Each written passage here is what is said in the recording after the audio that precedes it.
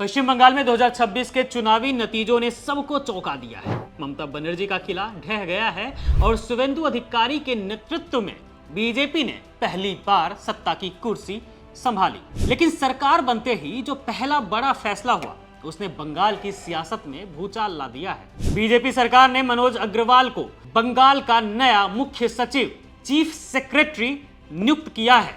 अब आप सोच रहे होंगे कि इसमें बड़ी बात क्या है। तो दोस्तों, बड़ी बात यह है कि यही मनोज अग्रवाल विधानसभा चुनाव के दौरान मुख्य निर्वाचन अधिकारी थे।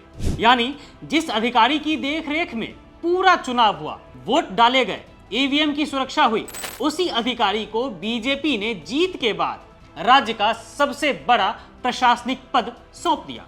सवाल उठना तो लाजमी है ना, क्या यह सिर्फ एक प्रशासनिक नियुक्ति है या फिर चुनाव में मिली मदद का बड़ा इनाम?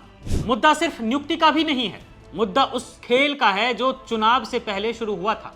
अधिकारी मनोज अग्रवाल ने ही बंगाल में वोटर लिस्ट का विशेष गहन संशोधन यानी कि एसआईआर कराया, जिसमें बंगाल के मतदाता सूची से करीब 91 लाख वोटर्स के नाम काट दिए गए। विपक्षी दलों का दावा है कि इनमें से ज्यादातर वो थे जो बीजेपी के विरोधी माने जाते थे। इतना ही नहीं, मनोज अग्रवाल के साथ साथ रिटायर्ड आईएएस सुब्रत गुप्ता को मुख्यमंत्री शुवेंदु अधिकारी का सलाहकार बनाया गया है। सुब्रत गुप्ता वही अधिकारी हैं जिन्हें चुनाव के दौरान एसआईआर प्रक्रिया का ऑब्जर्वर बनाया गया था। यानी चुनाव कराने वाली टीम के दो सबसे बड़े चेहरे अब सरकार चलाने वाली टीम के सबसे खास मोहरे बन चुके हैं। आपको बता दें कि अभी बंगाल विधानसभा चुनाव 2026 के परिणाम आए थे। बीजेपी ने 294 सीटों वाली बंगाल विधानसभा में 207 सीटें जीतकर बहुमत हासिल किया। वहीं तृणमूल कांग्रेस महज 80 सीटों पर ही सिमट गई। जीत का अंतर कई सीटों पर बहुत कम था और वो वही जगह है जहां 91 लाख वोटर्स के नाम कटे थे।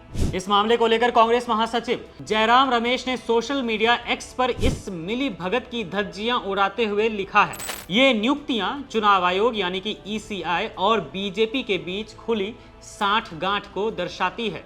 अब तो इस मिली भगत को छिपाने की कोशिश भी नहीं की जा रही है। चुनाव के दौरान 27 लाख लोगों को वोट करने से रोक दिया गया। जी हां, ये आंकड़ा मतदाता सूची में कटे 91 लाख लोगों से अलग है। कांग्रेस नेता ने आगे कहा कि ईसीआई ने पूरी तरह से बीजेपी को फायदा पहुंचाने का काम किया है। वहीं तृणमूल कांग्रेस के खेमे में भी भारी गुस्सा है। हालांकि इनका गुस्सा होना तो जायज भी है, बेचारे अभी बहुत दुखी हैं। टीएमसी नेता साकेत गोखले ने इसे बेशर्मी की हद बताया है। उन्होंने सीधा सवाल पूछा कि क्या अदालतें अंधी हैं या फिर वो भी इस खेल में शामिल हैं।